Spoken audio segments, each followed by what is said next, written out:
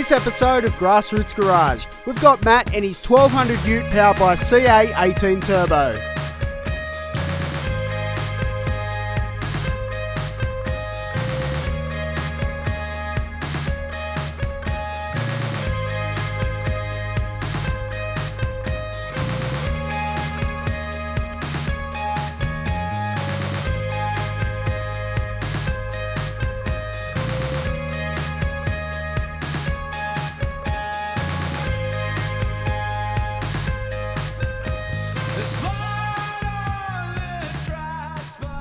GrassRoots Garage, welcome to the show.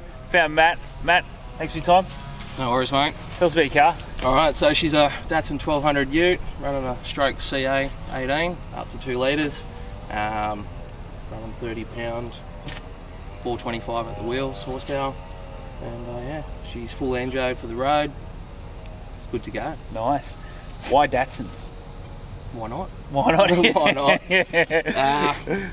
Growing up, always liked these little utes. I've had a few other things in between, but saw this come up. It was the right time. Give us a bit of car history. What was your first car? First car, well, growing up in Penrith, BP Commodore. Yeah. From there, switched over to a bagged Hilux. Oh, nice. Yeah. Then done a 66 Mustang, supercharged, 302, crate engine. Brought it already painted with a crate engine in there. Threw a blower on top of it. Yeah. And drove that around as a daily for about 12 months. Jeez. Parked it up and then ended up having to sell it. A few things changed at home and sold that. Now onto this thing. So can we go into a bit more detail and have a bit of a walk around? Yeah, no dramas, man. We've got a stroke CA18, stroke to 2 litres, running a spool crank and rods. That's running reground exhaust cams for the time being. So nothing special on the cam side of things. Running a CPC custom manifold, Mamba 3076 turbo. Can you tell me about Mamba? I've never heard of them. Oh, look, you know the Kinagawa turbos? Yeah. Two blokes started those. They sort of separated. Look, they're not too bad. Comes with balance sheet. That's the second one. I had a 3067. Great little turbo. I was running 21 pound through that with no worries. Never heard anything bad about him. I knew a fella that was running 800 horsepower through his R33 with one. Yeah. No dramas. For the price of them, you can't really beat it. Yeah, and especially when you're chopping and changing through turbos, when you're trying to get that sweet spot with the setup. You know, they're almost half the price of a Garrett or a Precision. Yeah. And if you're chopping and changing, mate, you don't want to be spending $4,000 a pop each time you decide to change them. Yeah. That's sitting on top of the 6-boost manifold. It's running a 45mm Hypergate from Turbo Smart. That's also running off a dual stage boost controller for now. It's not electronic, but she will be in the future, hopefully. That's set at low boost at 21 pound, high boost at 30. So fun either which way you go.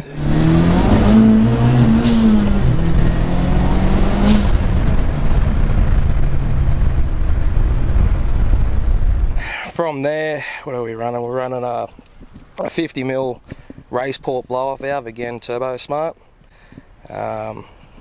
Fairly large intercooler. I'm not sure what brand that actually came with the car. Fuel system, we're running 2 Walbro 255s in the surge tank with an 044 style in the main tank. That runs up through all braided lines up to a FRP 1200 Turbo Smart fuel reg.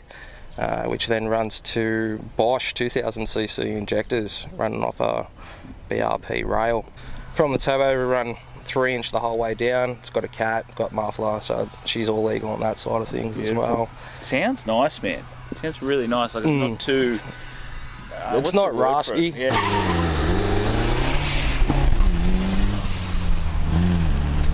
What fitting kit did you use?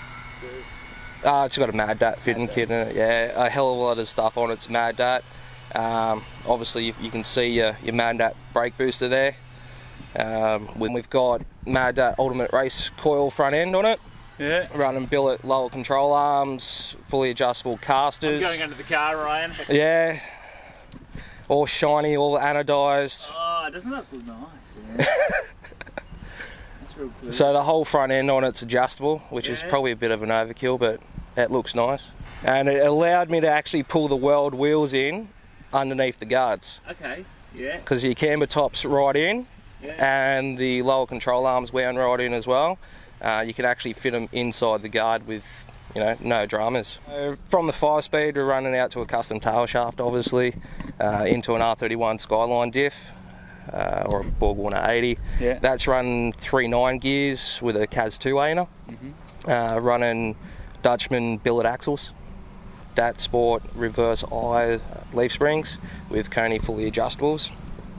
Running the R31 Skyline rear brakes and the Willwood 4-pot fronts. Nice. So tell us about this interior. All right, interior. The dash is relatively stock. Yeah. Little plate made up for the 3 autometer gauges in the centre, just your crucials, boost, oil and water temp. We've got our 3 little billet button specialties buttons next to it. One's the engine light, one's your high boost, low boost. You can see with a little snail there. Yeah, it's mad. And obviously, this does have a demister up underneath the dash. Oh yeah. It's just hidden. For engineering. Yeah. Glove box. I'll show you. I'm gonna be able to get a pic of this anyway. That's where everything lives. That's mad. ECU's hidden up in the glove box with all the wiring. There's a panel that pops down, and you actually see all the electronics just up underneath there. The seats are a little bit of a custom jobby. Velo GP3s. They're actually the highest spec seat without the CAMS approval. Yeah, they were supplied by Zero Tolerance Motorsport. Jeff, he's no longer around anymore. He had to close up shop, but very helpful. Yeah.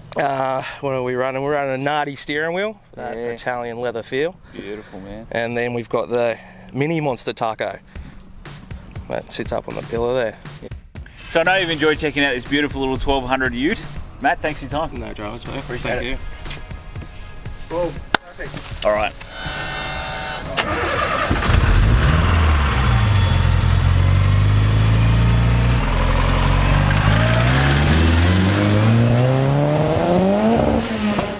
That wraps up another episode of GRG, but stay tuned as we've got a lot more on the way. Thanks for watching, and make sure you subscribe to our YouTube channel.